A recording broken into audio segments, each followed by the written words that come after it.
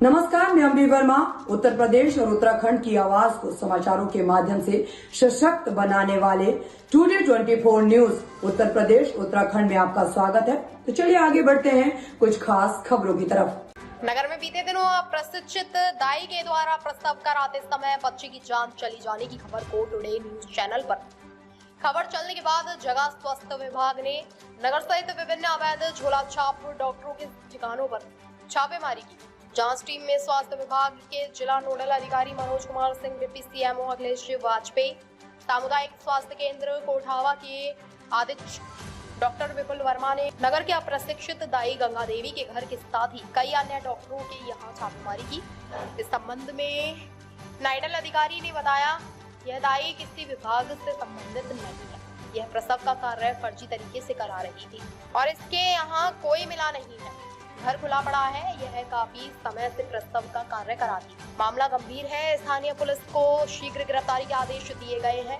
इसके खिलाफ कठोर कार्रवाई की जाएगी, जिससे भविष्य में आगे ऐसी कोई घटनाएं ना घटित होगी और जो लोग इसमें शामिल हो उनके खिलाफ कठोर कार्रवाई की जाएगी। बताते चले कि बैनीगंज थाना क्षेत्र के जानकी नगर गाँव निवासी रंजीत ने अपनी पत्नी पिंकी को डिलीवरी हेतु बैनीगंज में अवैध रूप से सेंटर चला रही झोला छाप दाई गोमती देवी ने प्रसव के दौरान पेट में ही बच्चे को खत्म कर दिया था। अब यह मामला 2 मई 2024 को चली थी। देखना यह है जिला प्रशासन ऐसे अवैध डिलीवरी सेंटरों पर क्या कार्रवाई करता है। मामला तुम्हारी पत्नी वाला क्या है?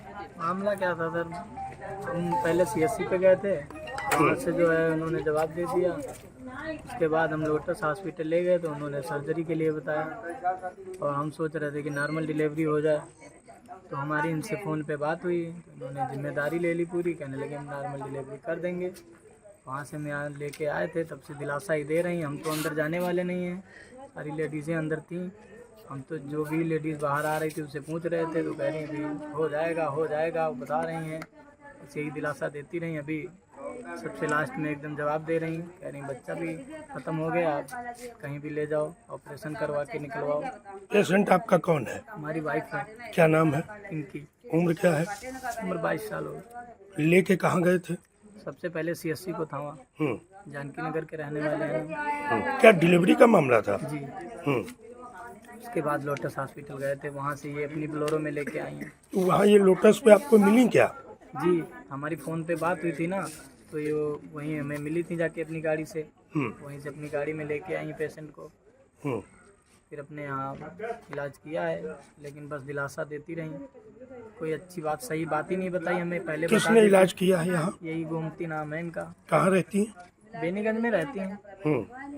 बस पूरी कोई सच्चाई हमें बताई नहीं इन्होंने। नहीं, क्या लग रहा है बच्चे की मौत हो गई? क्या है? जी, बच्चे की तो मौत हो गई है बता रही हैं। अब हाथ बाहर निकला हुआ है थोड़ा सा, अब उसकी सर्जरी करवा के निकलवाना है। अब क्या चाहते हो? चाहते क्या है, देखो उनसे यही कहा जा रहा है कि भाई जो भी खर्चा लगेगा वो तो आपको देना ही पड़ेगा। अगर हमारे पास होता तो हम पहले ही नहीं लगा देते वहाँ पे। तो वो कुछ मान नहीं रही हैं। उनसे पहले पैसा भी जमा करवा ली, बार बार जितनी बार बोला उतनी बार पैसा देता रहा हूँ। कितना जमा कराया? 4000 रुपये दिए थे। और भी मांग रही थी? उसके बाद दवाई बार बार मंगवा रही थी। कह रही हर चीज़, कोई चीज़ इनके पास है ही नहीं यहाँ पे। हमें क्या पता था इनके पास अंदर क्या है क्या नहीं। हर बार दवाई मंगा रही, कहीं कुछ मंगा रही, कहीं इंजेक्शन मंगा रही। अब क्या स्थिति है आपके पेशेंट की? पेशेंट तो बहुत दिक्कत में है। अब बस उसको जल्दी से जल्दी लेके जाना है। सीएससी से कहाँ रिफर किया गया था? सीएससी से उन्होंने रिफ़र किया था। उनका कहना ये था कि हम कहीं भी ले जा सकते हैं। तो हम वहाँ लोटस हॉस्पिटल ले गए थे।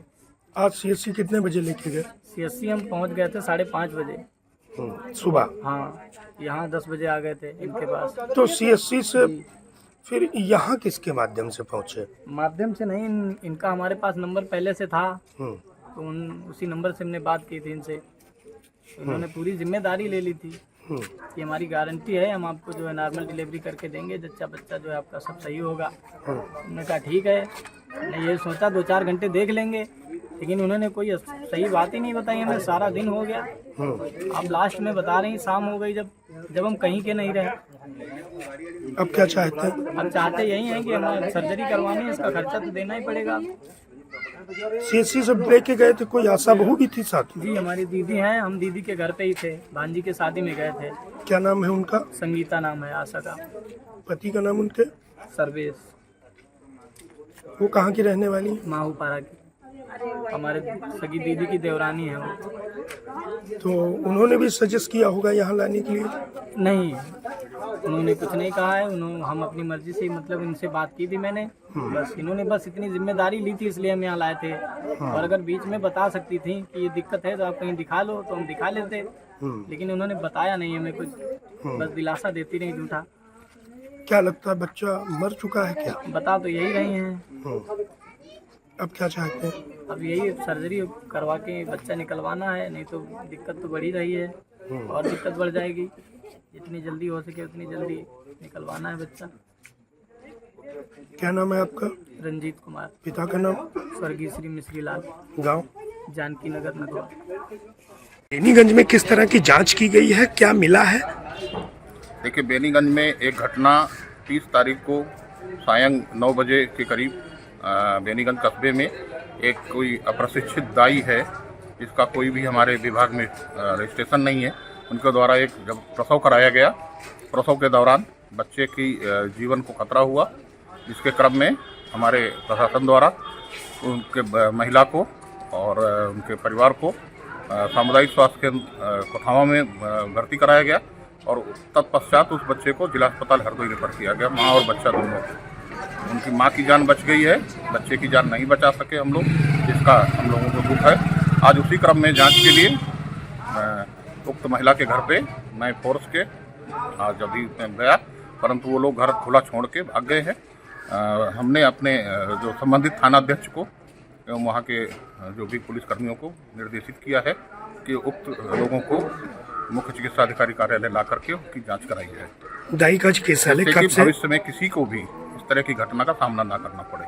दाई का चिकित्सालय कब से संचालित था? मुझे जो अभी मौखिक रूप से लिखित बयान दिया गया है जिन महिला के पति द्वारा, उनका ये कहना कि विगत 10 वर्षों से इनके द्वारा इस तरह के प्रसव कराए जा रहे हैं और गलत तरीके से और संपादित किए जा रहे हैं। मामले में किसी की गिरफ्तारी अब तक अभी कोई गिरफ्तारी नहीं हुई है। जल्द ही जो भी इनके लिए दोषी हैं, दाई हैं या उनके परिवार के अन्य सदस्य हैं, उनकी गिरफ्तारी निश्चित रूप से की जाएगी।